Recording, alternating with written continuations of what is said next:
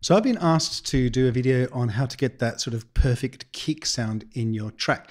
Now, unfortunately, the answer is that there aren't really no answers, but there's a lot of techniques, and it all depends on the type of track you got and the genre of music that you're making. But I think there are some sort of ground rules that you could follow. Now, I thought I'd talk about it by demonstrating a song of my own, and it's called Viral. And if you just listen to the kick drum at the beginning, you'll notice that the kick drum here is much lower in volume than here, where it's thicker, and it gets really loud at this point here. And the reason I do that is because at the beginning of the song, it's much more quiet. If you have a really loud kick drum at that point, it's going to sound a bit off. Let's get started, don't let go. So the volume of the kick drum is much lower. In fact, I'm not actually using any volume control here. I'm using an auto filter to reduce the volume. Just like you didn't care. So at this point here, we're increasing the volume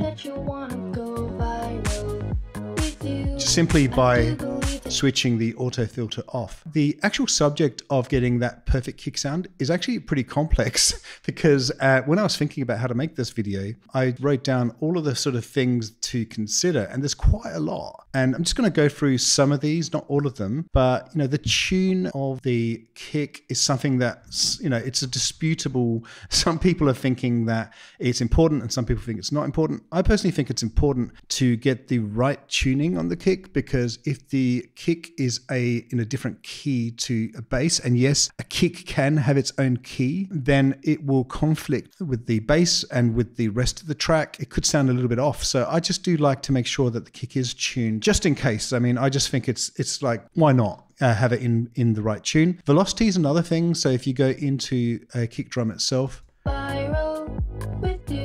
and just increase or decrease the velocity, that does have an impact on the punchiness of the kick. So that does make a difference. As you can see, this list is growing.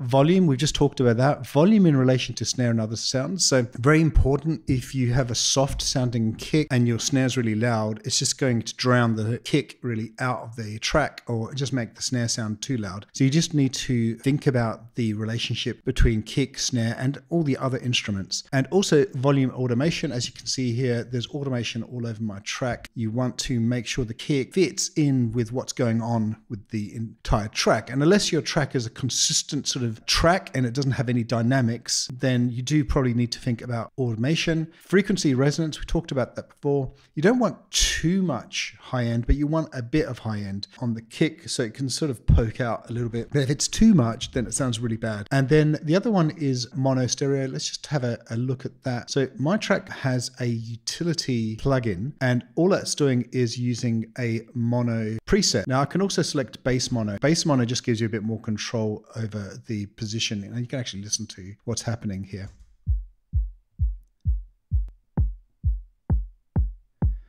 So the difference between mono and bass mono is very, very little.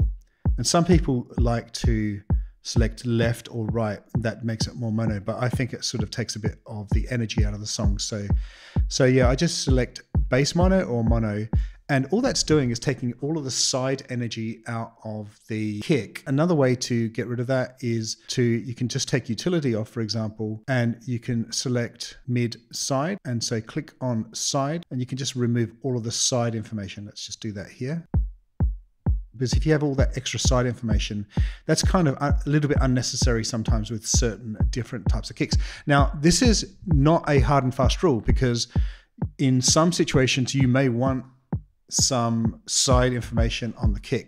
And that's why I'm saying it's a very difficult topic to approach. Now, the other thing we wanted to quickly talk about was space. So if you have a look here, there's quite a lot of space in between the kick drums. So I don't have like a kick sort of just flowing through the entire track. At some points in the track, you may not even want to hear the kick drum. So let's just listen to the end of this piece and hear the space. I know that you want it. I know that you want to go viral, viral. So you've got nothing happening there, and there's a little bit of space here as well. We can do it. We can do it. I want to go viral. So as you can see there, some space is a essential.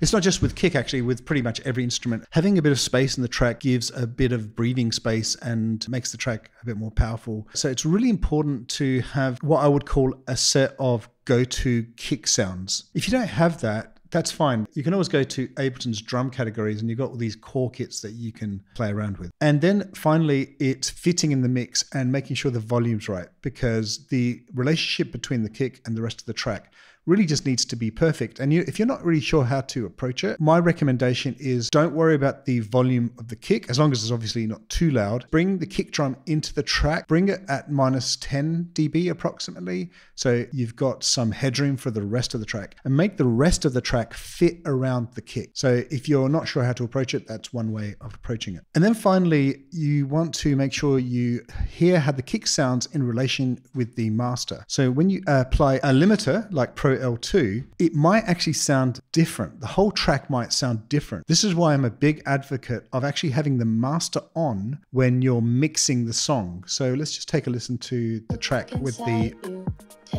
without the limiter, now with the limiter on. So straight away you can hear it sounds different because everything's augmented on a limiter. I wanna go viral with you. Hold on to my love, babe. I know that you wanna go viral with you. I do believe that dreams. So in this case here, everything's augmented, and what's happening is, for me, the clap and the snare is too loud in relation to the kick, and in fact it's too loud in relation to the entire song. So remember, we're not trying to change the kick levels, we're trying to change the song so it fits around the kick.